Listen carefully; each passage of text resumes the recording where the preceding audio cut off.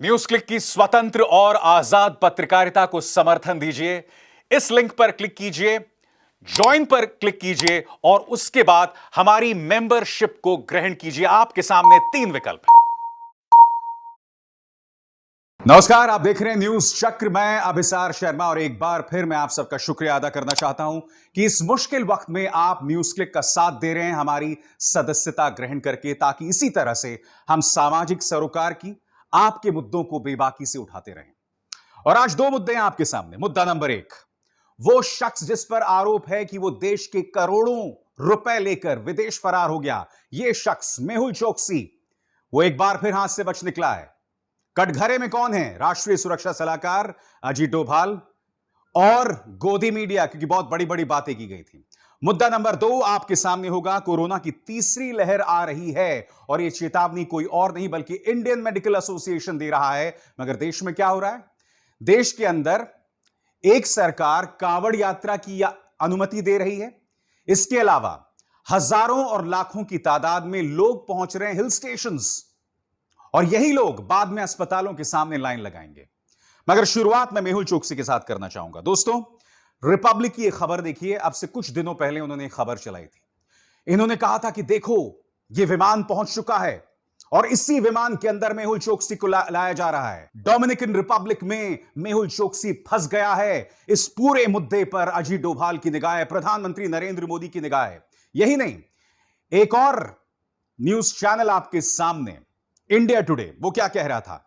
India's donation of Covid jabs to Dominica में help bring back Mehul Choksi. क्या कहा जा रहा था? कि चूंकि डोमिनिका को भारत ने कोरोना वैक्सीन्स दी, इसलिए डोमिनिका हमारी बात मान लेगा और वो मेहुल चोकसी को भेज देगा। तमाम न्यूज चैनल्स में बल्ले बल्ले चल रही थी अजीत डोभाल की। अजीत डोभाल की तुलना की जा रही थी टॉम क्रूज से, मानो वो मिशन इंपॉसिबल में एक्ट कर रहे हो। उनकी तुलना की जा रही थी जेम्स बॉन्ड से। और अब क्या खबर आई मैं आपको बताता हूं। आपके स्क्रीन पर दोस्तों मिंट की खबर है।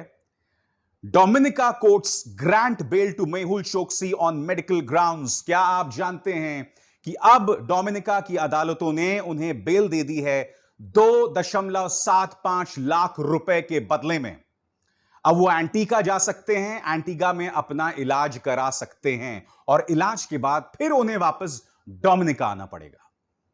मैं आपसे क्या कह रहा हूं दोस्तों, देखिए, अदालत के अंदर, अदालती कार्रवाई के अंदर किसी को भी शिकस्त मिल सकती है। उसके लिए हम सबको तैयार होना चाहिए। मुझे आपत्ति इस बात पर है कि ये जो न्यूज चैनल्स किस तरह से सरकार के सामने नतमस्तक हो जाते हैं। मुझे आपत्ति इस सरकार पर है जिसके लिए हर घटनाक्रम इवेंट मैनेजमेंट है। यानी कि कोई भी घटनाक्रम हुआ, कोरोना के टीके दिए जाएं तो वो कोरोना दिवस या टीका दिवस हो जाता है। मेहुल चोकसी पर एक सामान्य अदालती कार्रवाई चल रही है तो उसे लेकर भी अजीत डोभाल को टॉम क्रूज और जेम्स बॉन्ड के तौर पर पेश किया जाने लगता है। दिक्कत मुझे इस बात पर है दोस्तों। अब मैं जानना चाहता हूं न्यूज चैनल से, कुछ दिनों पहले जब तुम लगातार इस विमान को बता रहे थे कि इसी विमान में बैठकर जो है या बिठाकर मेहुल चोकसी को भारत लाया जा रहा था, उसका क्या हुआ बताओ? जब मेहुल चोकसी को लाया जाना होगा उसे लाया जाएगा, कभी ना कभी वो वापस आ जाएगा। मगर हर घटनाक्रम को एक इवेंट ड्रामा बनाकर पेश करने की कतई जरूरत नहीं है। आज की तारीख में कोई न्यूज चैनल इस बात की बात नहीं कर रहा है कि मेहुल चोकसी को मेडिकल ग्राउंड्स पर बेल मिल गया है। इस वक्त, उस वक्त जब यह मामला सामने उभर कर आया था, जब मेहुल चोकसी जो है वो गिरफ्त में था, तब यह लगातार बताया जा रहा था कि भारत को जबरदस्त जीत मिली है, भारत को आज नहीं तो कल जीत मिलेगी।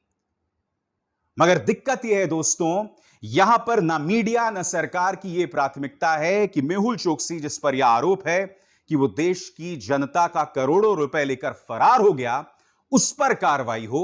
इस पर फोकस होने के बजाय इस बात पर फोकस है कि प्रधानमंत्री नरेंद्र मोदी और अजीत डोभाल के कद को और कैसे बढ़ाया जाए। दिक्कत इस बात पर है मुझे। और अब बात करते हैं दोस्तों उस खबर की जिसका ताल्लुक हम सबको होना चाहिए। कोरोना की तीसरी लहर आ रही है और तय तौर पर आ रही है, और यह मैं नहीं कह रहा हूं, इंडियन मेडिकल एसोसिएशन कह रहा है। मैं आपको पढ़ के सुनाना चाहता हूं दोस्तों। आपके स्क्रीन पर दैनिक भास्कर की खबर क्या कहती है, पढ़ के सुनाना चाह रहा हूं। इंडियन मेडिकल एसोसिएशन ने कोरोना पर चेतावनी दी है। आईएमए ने कहा है कि तीसरी लहर नजदीक है और ऐसे में टूरिज्म और धार्मिक यात्राएं कुछ और महीने इंतजार कर सकते हैं। यह चेतावनी तब आई है जब देश के कई हिस्सों को अनलॉक कर दिया गया है और टूरिस्ट स्पॉट्स में लोगों की भीड़ जमा होने लगी है। तस्वीर देखिए दोस्तों, यह तस्वीर है मनाली की।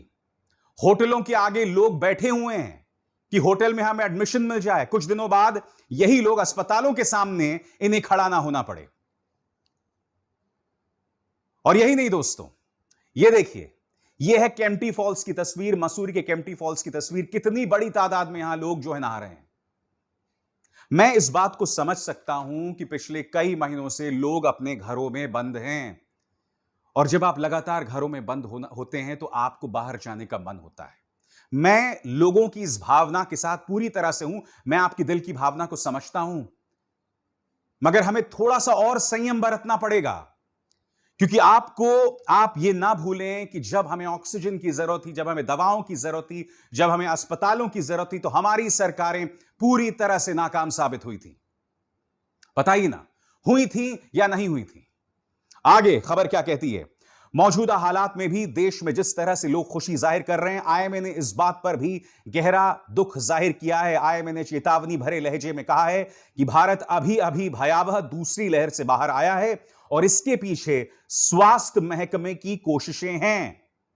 आगे वो क्या कहते हैं। आईएमए ने कहा है कि इतिहास में जितनी भी महामारियां आई हैं, उन्हें देखा जाए तो यह साफ है कि तीसरी लहर को भी टाला नहीं जा सकता। यह बेहद करीब है। समझ जाइए, संभल जाइए। हमें अपनी रक्षा खुद करना है, क्योंकि सरकार में बहुत जबरदस्त असमंजस है। यह सरकार आपकी मदद करेगी नहीं करेगी हम नहीं जानते हैं। यह खबर देखिए दोस्तों आपके स्क्रीन पर। ब्रिटेन के अंदर 51% लोगों को पूरा वैक्सीन लग चुका है और भारत के अंदर सिर्फ 5.3% से लेकर 5.5% लोगों को पूरी तरह से वैक्सीनेट किया गया है, टीका लगाया गया है। मैं जानकारी आपको क्यों दे रहा हूं? मैं जानकारी आपको इसलिए दे रहा हूं कि अगर कम लोगों को टीका लगेगा तो कोरोना फैलने का खतरा बढ़ा रहता है। और अब मैं इस बात का आपको प्रमाण देना चाहता हूं दोस्तों। आपकी स्क्रीन पर यह तस्वीर है, यह ग्राफिक है। यह बता रहा है कि कोरोना की जो तीसरी वेव है, कोरोना की जो तीसरी लहर है, वो ब्रिटेन में लगातार बढ़ रही है। उनके केसेस लगातार बढ़ रहे हैं। मगर ब्रिटेन में, जैसा कि आप जानते हैं, 51% लोग हैं जिन्हें पूरी तरह से वैक्सीनेट किया जा चुका है। अब यह दूसरा ग्राफिक देखिए। इस ग्राफिक के हिसाब से मृतकों की तादाद जो है वो स्थायी बनी हुई है, यानी कि मृतकों की तादाद नहीं बढ़ रही है। क्यों?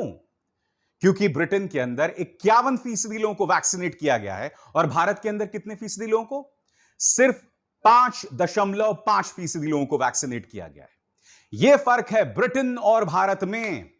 अब आप मुझे कहेंगे कि भैया ब्रिटेन की आबादी भारत की आबादी में बहुत कम है।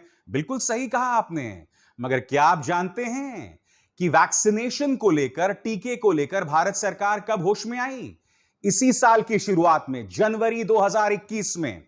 और ब्रिटेन होश में आ गई थी पिछले साल मई 2020 में। और हम यह ना भूलें, हमारे प्रधानमंत्री ने इस बात की घोषणा कर दी थी, कब जानते हैं?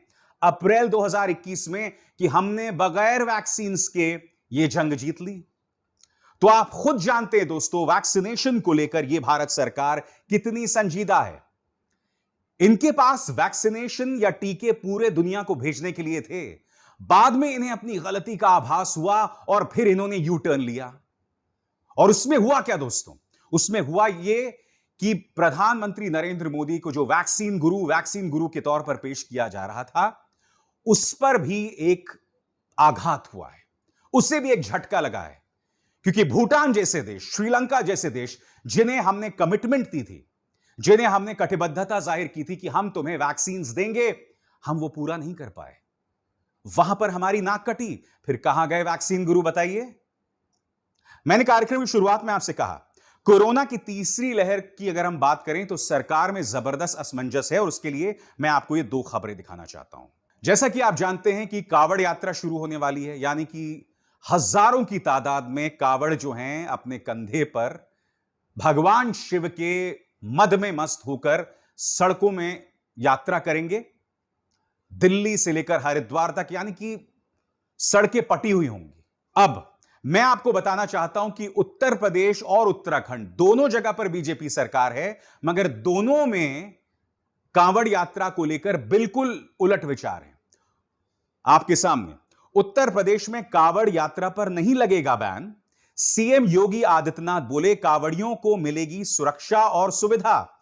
यह हैं उत्तर प्रदेश के मुख्यमंत्री आदित्यनाथ। अब देखिए आपके स्क्रीन पर हिंदुस्तान की खबर और वहां के जो मुख्यमंत्री हैं उत्तराखंड के, वो क्या कह रहे हैं। कांवड़ यात्रा यूपी सहित पड़ोसी राज्यों से क्या उत्तराखंड आएंगे कांवड़िए, जानिए क्या बोले सीएम पुष्कर सिंह धामी। अब मैं आपको पढ़ के सुनाना चाहता हूं पुष्कर सिंह धामी ने क्या कहा। उत्तराखंड के मुख्यमंत्री पुष्कर सिंह धामी ने कहा है कि कांवड़ यात्रा लाखों लोगों की आस्था की बात है, मगर श्रद्धालुओं की जान को खतरे में नहीं डाला जाना चाहिए। उन्होंने कहा कि कोरोना संक्रमण के बीच कांवड़ यात्रा के कारण लोगों को अपनी जान गंवानी पड़े, इसे तो भगवान भी पसंद नहीं करेंगे। धामी ने कहा कि सरकार पहले ही कांवड़ यात्रा पर रोक का निर्णय ले चुकी है। मैं आपसे कुछ सवाल पूछना चाहता हूं। ऐसे कैसे हो सकता है कि कांवड़ यात्रा का नुकसान उत्तराखंड की जनता को तो होगा, मगर कांवड़ यात्रा की नुकसान जो है वो उत्तर प्रदेश की जनता को नहीं होगा? इससे पता चलता है कि ना केंद्र सरकार, ना यूपी सरकार, ना उत्तराखंड सरकार, इन्हें कुछ नहीं पता कि कोरोना का क्या समाधान हो, कांवड़ यात्रा का किस तरह से हम समाधान निकालें। इन्हें कुछ नहीं पता। ये लोग सिर्फ अपनी सियासी रोटियां जो हैं वो सेक रहे हैं। और इसलिए आज मैं कुछ सवाल पूछना चाहता हूं जो एक एक करके आपकी स्क्रीन पर आएंगे। सवाल नंबर 1, दो राज्यों में कोरोना को लेकर अलग अलग नीति कैसे हो सकती है? जैसे कि मैंने आपको अभी भी बताया, योगी कुछ और कह रहे हैं और पुष्कर सिंह धामी कुछ और। सवाल नंबर 2, अगर कांवड़ यात्रा को लेकर उत्तराखंड में लोगों की जान को लेकर खतरा है तो उत्तर प्रदेश में नहीं। ऐसे कैसे हो सकता है कि भैया उत्तराखंड में तो लोग कांवड़ यात्रा से मुश्किल में आ सकते हैं मगर यूपी में नहीं? ऐसा कैसे? सवाल नंबर 3, क्या मुख्यमंत्री आदित्यनाथ को लोगों की जान की चिंता नहीं है? सवाल नंबर 4, अगर कांवड़ यात्रा सुपर स्प्रेडर बनी तो जिम्मेदार कौन? मैं आपको बताना चाहूंगा दोस्तों कि उत्तराखंड के अंदर कुंभ मेला भी हुआ था और कुंभ मेला एक बहुत जबरदस्त सुपर स्प्रेडर बना था। और यह मेरे शब्द नहीं है, उत्तराखंड के पूर्व मुख्यमंत्री त्रिवेंद्र सिंह रावत ने कहा था कि कुंभ मेला एक सुपर स्प्रेडर बना था और उनके बाद तीरथ सिंह रावत ने सही दिशा निर्देशों का पालन नहीं किया, जिसके चलते यह हुआ। देख रहे हैं आप, दोनों राज्यों में एक ही पार्टी की सरकार, मगर दोनों का रुख अलग। एक राज्य यानी कि उत्तराखंड, एक मुख्यमंत्री कुछ और कहता है, दूसरा मुख्यमंत्री कुछ और कहता है। हालांकि उत्तराखंड के अंदर तो दो मुख्यमंत्री बदले जा चुके हैं, पहले त्रिवेंद्र सिंह रावत थे, फिर तीरथ सिंह रावत और अब पुष्कर सिंह धामी। इसके बाद एक और सवाल, केंद्र मामले में दखल क्यों नहीं दे रहा? कहां है प्रधानमंत्री नरेंद्र मोदी, कहां है अमित शाह? क्या इस मुद्दे पर आपको दखल नहीं देना चाहिए? क्या लोगों की जान की परवाह नहीं है आपको? इसके बाद, क्या उत्तर प्रदेश का फैसला राजनीति से प्रेरित है? जी हां दोस्तों, 8 महीने बाद उत्तर प्रदेश में चुनाव है। अब यह सवाल उठना तो लाजमी है ना कि आपने जो यह फैसला लिया है उसके पीछे राजनीति हो सकती है। अब आप कहेंगे 8 महीने बाद तो उत्तराखंड में भी चुनाव है। बिल्कुल सही कहा आपने, मगर मुझे ऐसा लग रहा है कि उत्तराखंड में भारतीय जनता पार्टी ने अभी से ही हार मान ली है। यही वजह है कि 2 बार इनके मुख्यमंत्री बदले जा चुके हैं। अब इसके बाद भी अगर ये उत्तराखंड में जीत जाएं तो ये किसी चमत्कार से कम नहीं होगा। मैं आपको क्या बता रहा हूं दोस्तों, हमारे सामने तीसरी लहर है कोरोना की, मगर इस सरकार को कुछ नहीं समझ आ रहा कि इसका हम सामना कैसे करें। मैं आपको 2 और खबरें दिखाता हूं। एनडीटीवी की खबर देखिए, Delhi runs out of Covishield, many vaccine centres to be shut today. आज 13 जुलाई है, दिल्ली के अंदर कोविशील्ड खत्म हो गई है दोस्तों, और कई जगहों पर कई सेंटर्स बंद होंगे। हाल किसका है? दिल्ली का, देश की राजधानी का हाल है। मैं समझना चाहता हूं केंद्र सरकार से कि चूंकि आप दिल्ली विधानसभा चुनाव नहीं जीत पाए तो क्या आप इसी तरह से खुंदक निकालेंगे? बताइए। और यही नहीं दोस्तों, आज मुंबई के अंदर भी कोरोना वैक्सीन की कमी है। यानी कि एक देश की राजनीतिक राजधानी और दूसरा देश की व्यावसायिक राजधानी, और दोनों जगहों पर कोरोना की वैक्सीन की कमी। मैं समझना चाहता हूं इसकी जिम्मेदारी किसकी है। और यह आंकड़ा देखिए आपके सामने, सबसे ज्यादा वैक्सीन इस वक्त उत्तर प्रदेश में लगाई जा रही हैं। मैं समझना चाहता हूं क्यों। कहीं इसलिए तो नहीं कि उत्तर प्रदेश में आपको चुनाव जीतना है, इसलिए वहां की जनता को आप नाराज नहीं कर सकते हैं, और महाराष्ट्र में इस वक्त चुनाव नहीं है, दिल्ली में इस वक्त चुनाव नहीं है। बताइए बताइए बताइए ना, शर्माइए मत। और बात यहां नहीं रुकती है। इस सरकार का सिर्फ एक मकसद है कि हम किसी तरह से अपना डंका पीटें। कल ऑस्ट्रेलिया के एक सांसद ने एक ट्वीट किया, उस पर देखिए आज तक ने बाकायदा खबर चला दी। खबर क्या है? ऑस्ट्रेलिया में बजा सीएम योगी का डंका। क्रेग केली नाम के ऑस्ट्रेलिया के सांसद हैं, और उन्होंने कहा कि भाई हमारे यहां आइवरमैक्टिन की कमी है, क्या भारत हमें लोन पर मुख्यमंत्री आदित्यनाथ को दे सकता है ताकि हमें आइवरमैक्टिन मिल सके। और जैसे ही क्रेग केली ने यह ट्वीट किया, पूरा गोदी मीडिया लग गया आदित्यनाथ की बढ़ाई करने में, उनके गुणगान गाने में। मगर वो एक बुनियादी चीज को भूल गए दोस्तों। क्रेग केली permanently booted from Facebook for covid miss information. यह सिडनी मॉर्निंग हेरल्ड की खबर है। क्रेग केली को हमेशा के लिए फेसबुक से हटा दिया गया क्योंकि कोरोना को लेकर यह लगातार भ्रामक जानकारी फैला रहे थे। और फिर ये किसकी तारीफ कर रहे थे? उत्तर प्रदेश मॉडल की। हालांकि वो उत्तर प्रदेश मॉडल की तारीफ नहीं कर रहे थे, वो कह रहे थे कि भैया हमें आइवरमैक्टिन चाहिए जिसके जरिए ऑस्ट्रेलियाई जनता की जान बचाई जा सके। और भारतीय जनता पार्टी और उनका प्रचार तंत्र किस सांसद की बड़ाई कर रहा था, या किस सांसद का सहारा ले रहा था मुख्यमंत्री आदित्यनाथ की तारीफ करने के लिए? वो सांसद जिसे फेसबुक से निकाल दिया गया था भ्रामक और झूठी जानकारी फैलाने के लिए। आप जनता को कब तक इस तरह से भ्रमित करते रहेंगे? बताइए ना, कब तक भ्रमित करते रहेंगे? और जनता को किस तरह से भ्रमित कर रहे हैं, इसकी एक और मिसाल मैं आपको देना चाहता हूं।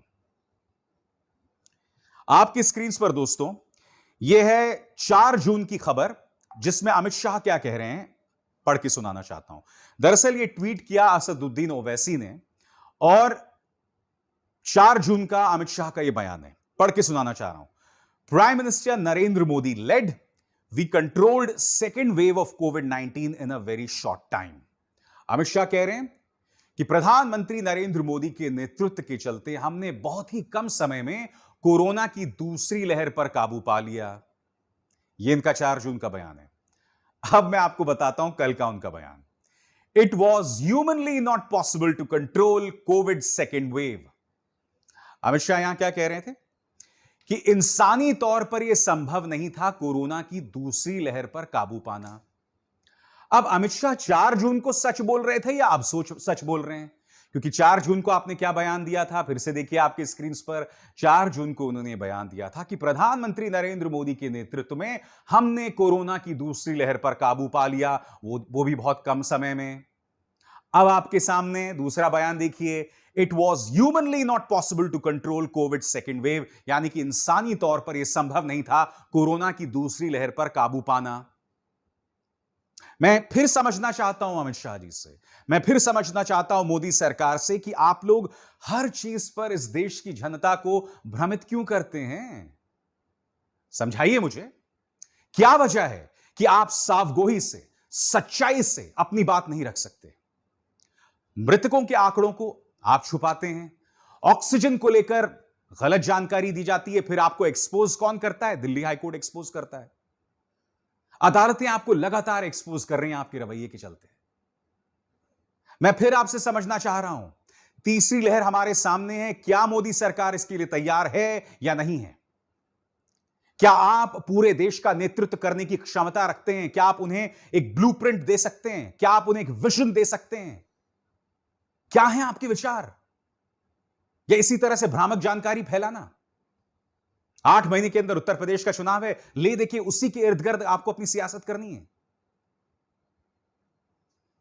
ईश्वर मालिक है दोस्तों, अगर यही इनकी सोच जारी रही तो तीसरी लहर का हम कैसा सामना करेंगे मैं नहीं जानता। मगर न्यूज क्लिक में और न्यूज चक्र में हमारा मकसद है आप तक असली मुद्दों को लाना, और उससे हम कभी पीछे नहीं हटेंगे। अभिसार शर्मा को दीजिए इजाजत। नमस्कार।